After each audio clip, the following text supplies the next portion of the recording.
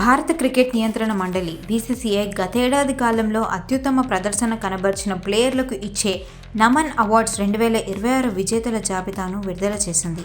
ఈసారి మెన్స్ కేటగిరీలో team India captain Shubman Gill, women's కేటగిరీలో స్మృతి మందన అగ్రస్థానంలో నిలిచారు.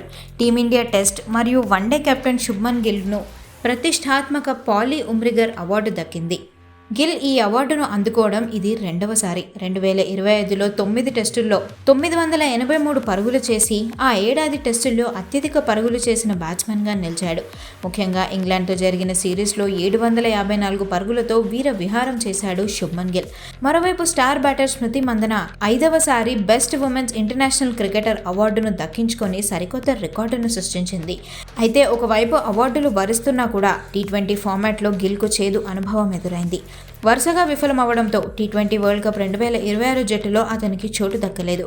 అయినప్పటికీ టీమిండియా మంచిగా రాణించి న్యూజిలాండ్ను ఫైనల్లో చిత్తు చేసి వరుసగా రెండవసారి, మొత్తం మీద 3వసారి ప్రపంచ కప్ గెలిచి చరిత్ర సృష్టించింది.